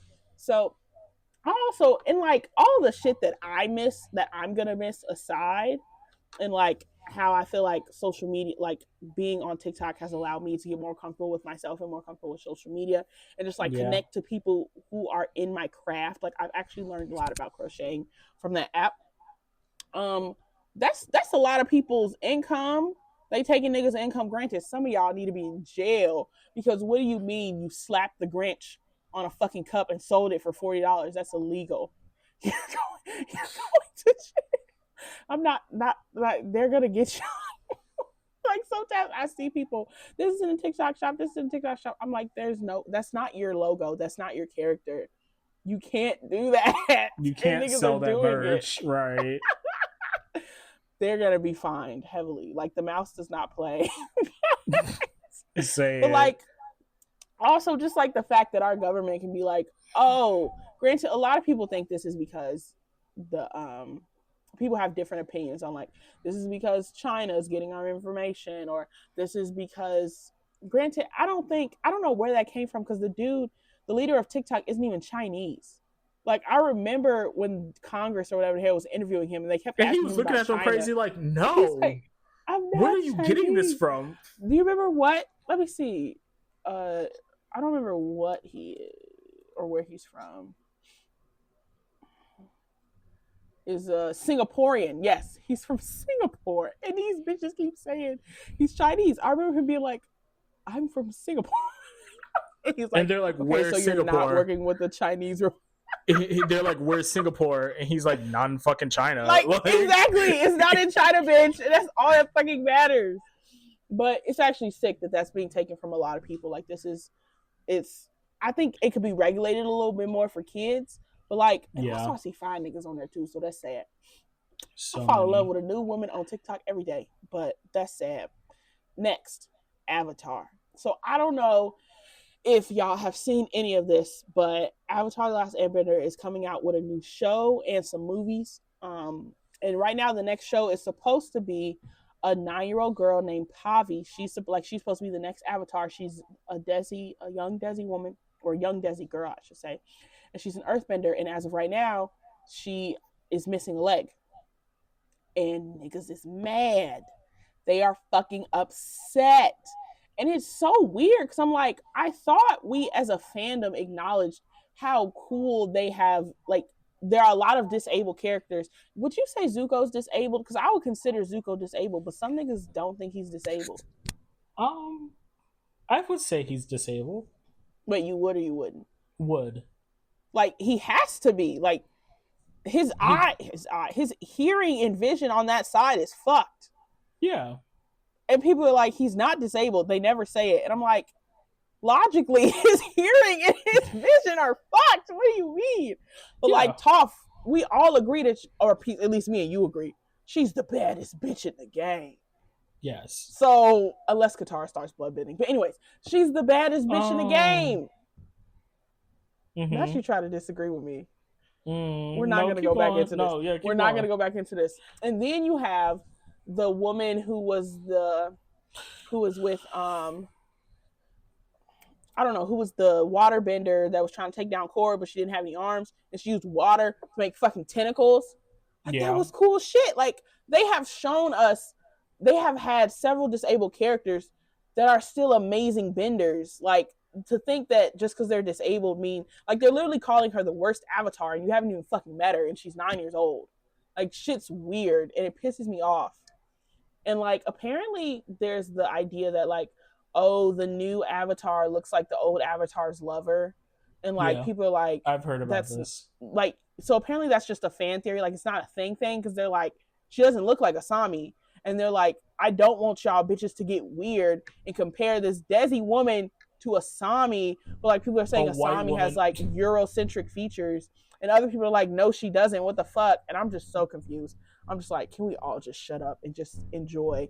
Like, there are definitely things to be upset about. Like, I personally don't like that they're saying that they're gonna take away the 4 nations. But there are some people that might be cool with that. But, like, I personally don't like it. So that's something we can talk about. We can't get sexist. Because, you know, the fact that they chose a young girl also scares me because we see how niggas treated Cora solely because she was a woman. Like, we can't get sexist. We don't need to get ableist. We don't need to get, like, weird featureism, racism. Like, why are we doing this? But, and I'm going to quickly say this so you can go and talk about your thing. So, I don't know if you've seen it, but there has been this conversation on Twitter. And this woman said, I don't, in summary, like I'm gonna summarize what she said.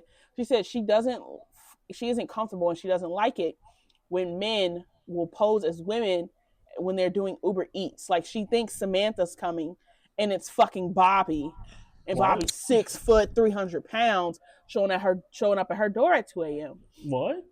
And like, you know, if you order Uber Eats late at night, the hell? Okay. And so everyone's like, and so I see that and I'm like, yes, legitimate fear. I too do not like this. And then it's like some other people like, I also don't like when couples DoorDash together because you got I'm thinking Melissa's gonna come up here, but no, it's Richard and Melissa's sitting in the car.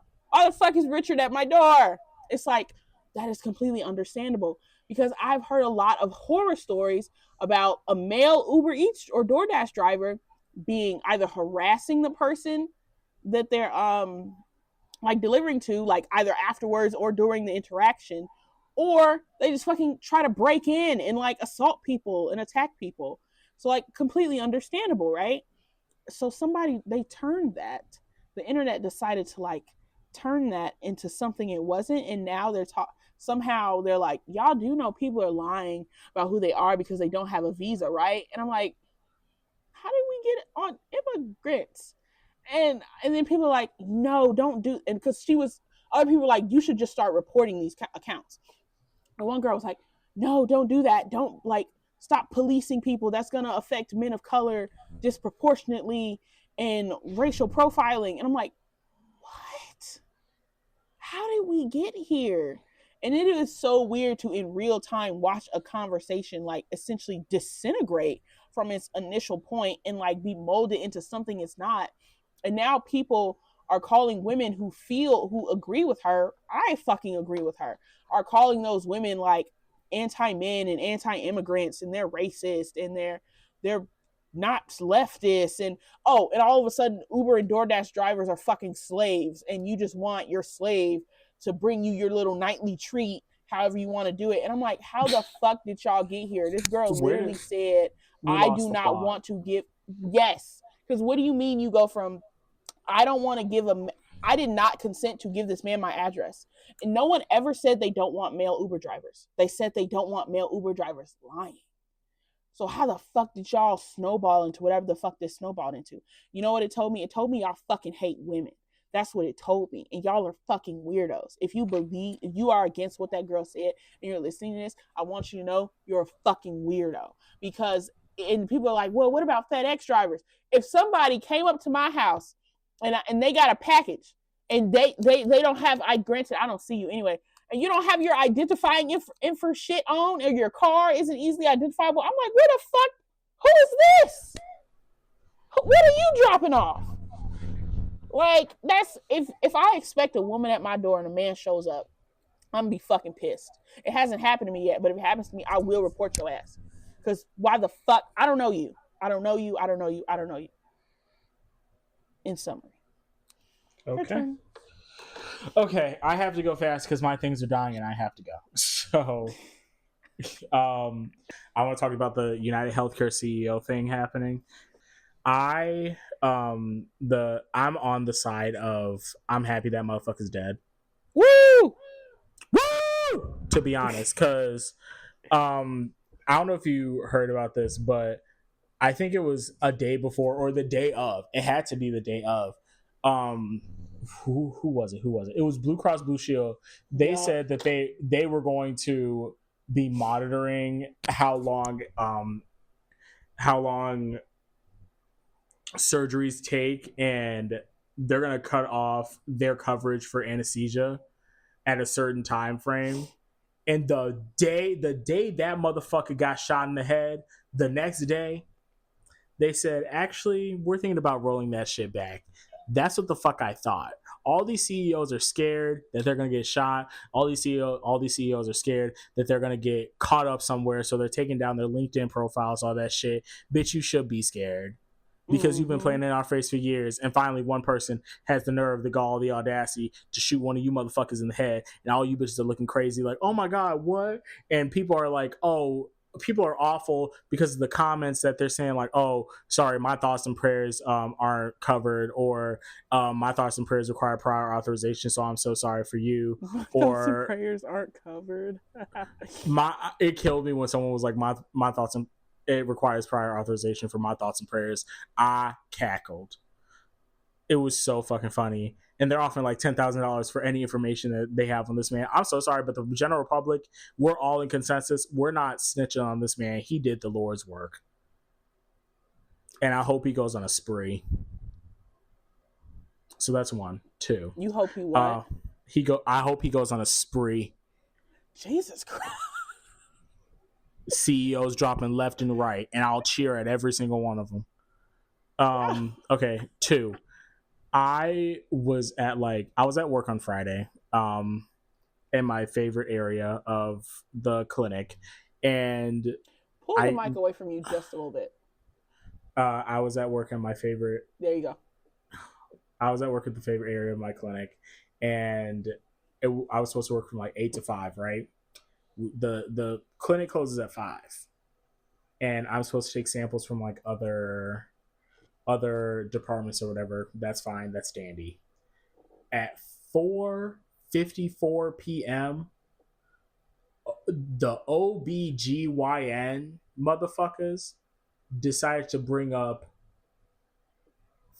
fucking 15 samples and brought up 2 more people for me to process.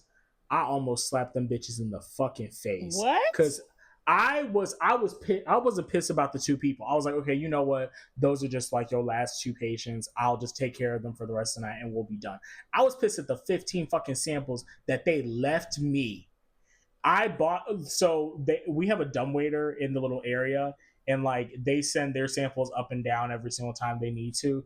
And there's a thing there's a note on the thing that says, do not bring up samples by 4:50 because we will be closing down at like around 4:50 and we won't have time to be doing all that shit. Mm-hmm. So tell me why I bring the shit up at 4:50. There's no samples.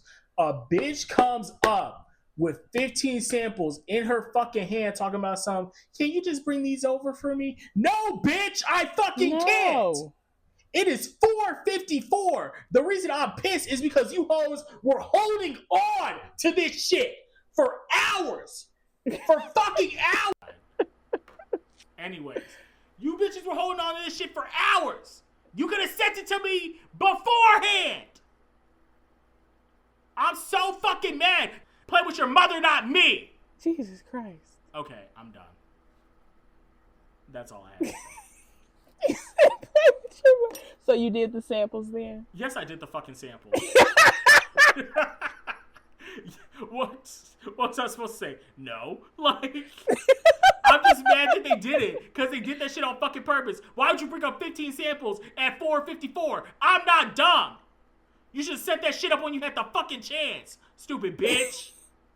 No, that was crazy. On a Friday, no less. I should have told your dumb ass to walk that shit over your damn self. No, they was wild for that. Okay, I'm done. I can't hear you say that again. I'm done. Okay.